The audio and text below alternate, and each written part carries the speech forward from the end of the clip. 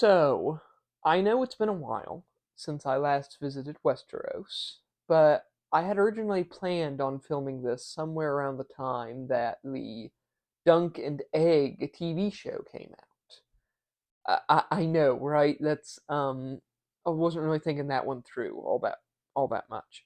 So, since the show is still long ways off, and I still want to talk about it, here we go. A Knight of the Seven Kingdoms is a collection of crazy, wonderful adventures in George R. R. Martin's world of Westeros, only 100 years before the events of his Song of Ice and Fire series. Right? In the main series, from A Game of Thrones on, we have this complex and twisted web with a lot of evil in the world, whereas Duncan Egg is fairly bright, I want to say, and whimsical by comparison. Though there are still evildoers about, they're more cartoonish and well, less like Ramsay Bolton or Tywin Lannister.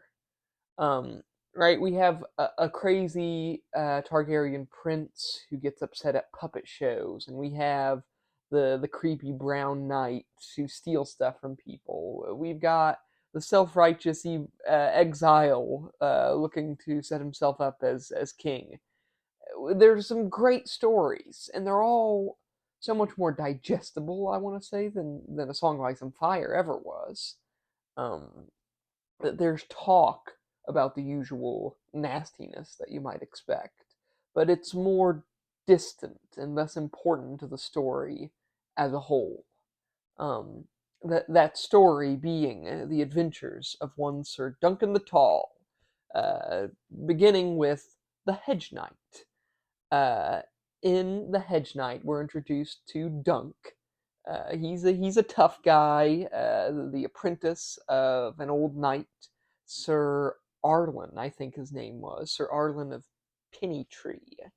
But Sir Arlen dies on the road to the royal tourney at Ashford Meadow, and Dunk decides to take his place as a knight. There's some great subtext there about how Dunk might not actually be a real knight.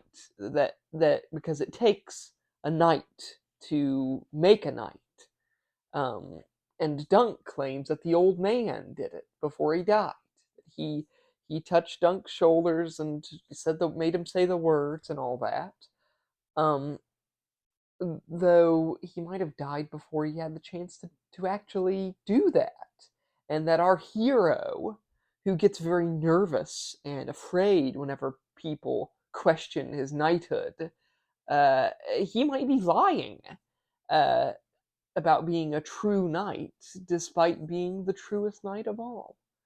Um, Dunk befriends on the road this bald kid who we eventually learn is Aegon Targaryen in disguise.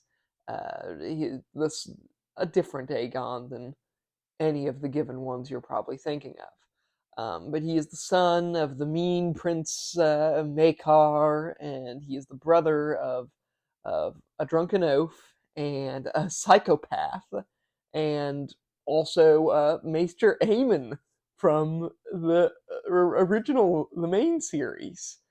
Uh, there, uh, I mean, which that's just a neat little connection, isn't it?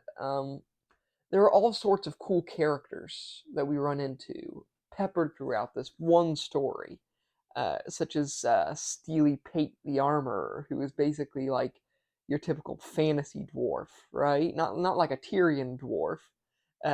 Steely Pate is a short, bearded, foul-mouthed master blacksmith. I mean, he might as well be hanging out with like Gimli and Flint Fireforge, but I digress.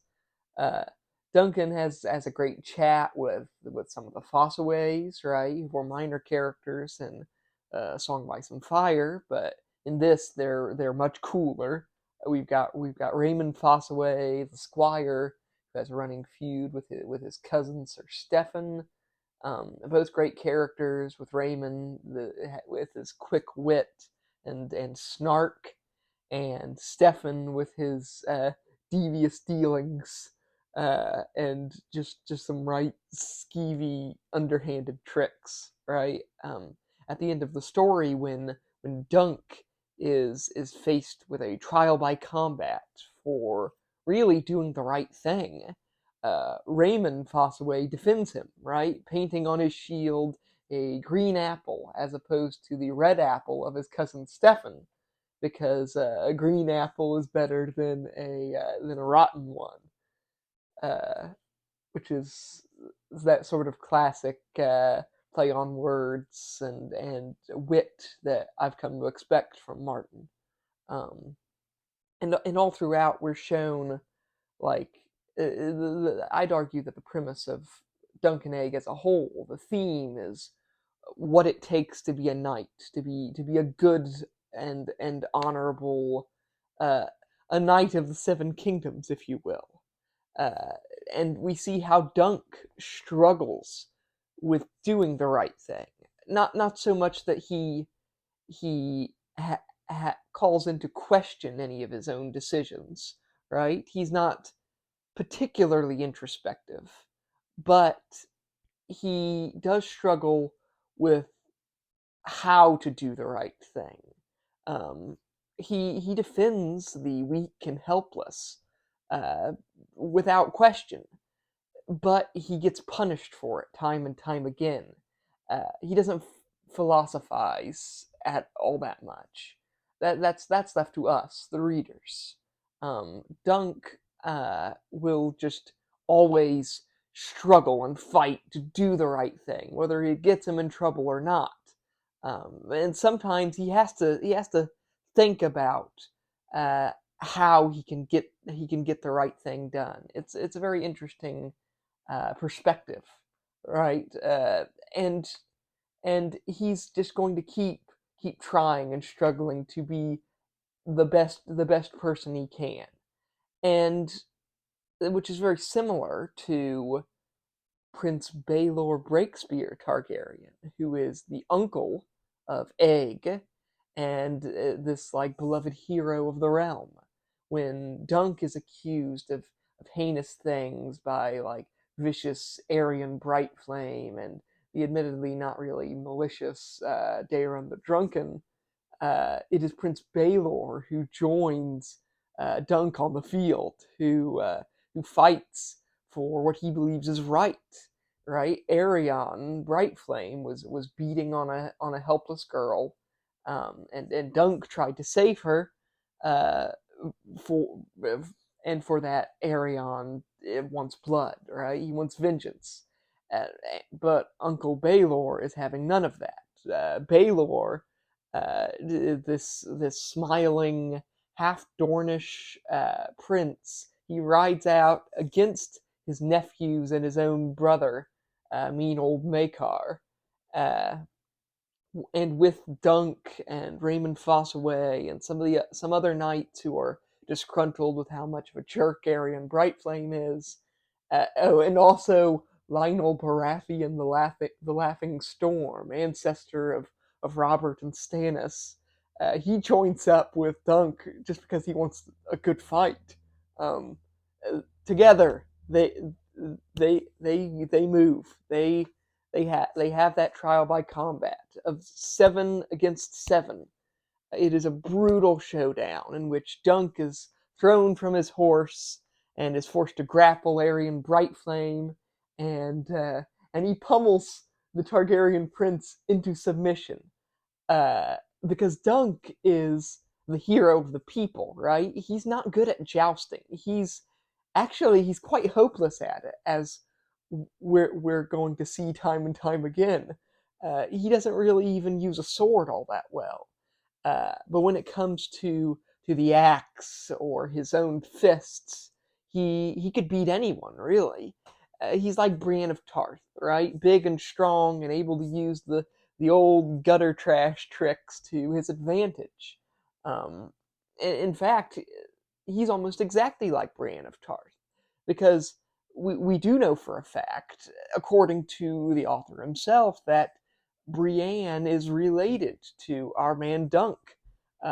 She is also, as it happens, the hero of the people, and the truest knight of all of her time, uh, despite not being a knight. Also, um, but for all the valor, right, all the good deeds and justice done that day by Dunk and Breakspear and the rest, there is a consequence, and that is that Baelor Breakspear returns from the fighting, smiling and happy, with a dint in his helm. He has a great little chat with Dunk, and seeming fine, and then he takes off his helmet, um, to be treated, to be cured. Right? He must have a concussion or something. Um, Only the back of his head was smashed in, and removing the helmet allows his brains to spill out. Baelor dies, and it is believed the blow was struck by his own brother, Prince Maekar, though Maekar doesn't even remember striking it, and he is devastated to learn that through his own arrogance and that of his son, and for the well-being of a nobody Hedge Knight, um, Baelor died. His beloved brother. Baelor deserved a better death, they all thought. He deserved a hero's death. And the highborn lords, they saw no heroism in defending Dunk. We do, the readers, I'm sure. Baelor Breakspear did die a hero's death, and he sort of taught a lesson to his brother in doing it, who allows his much too clever son Egg to run off, serving as Sir Duncan's squire and learning all he can about the world and how to be a good knight. It's a great start to a great little series. Egg is this smart-mouthed genius, while Dunk is a freaking powerhouse, despite the fact that he shouldn't be allowed anywhere near a horse or a jousting field. I'm of half a mind that Dunk could have taken the mountain if he'd been allowed to punch him in the face. Uh, that's just the way Dunk seems. Is just if he's allowed to fight like his flea bottom upbringing allows, he could probably overcome any obstacle. But I digress. I don't know for certain, but I've been mulling it over and mulling it over, and there's a lot about the tales of Dunk and Egg that almost make it better than the main series. There's still depth to it, still some wit and wisdom with these thoughts on honor and justice and what it means to be a knight, though it's wrapped in this shell of whimsy and adventure, that sort of innocence possessed by both characters, which I think lends to it as opposed to detracting from it. There's something magical and brilliant about Dunk and Egg, about Knight of the Seven Kingdoms as a whole, and I look forward to talking about them more in the future. Uh, until then, bye.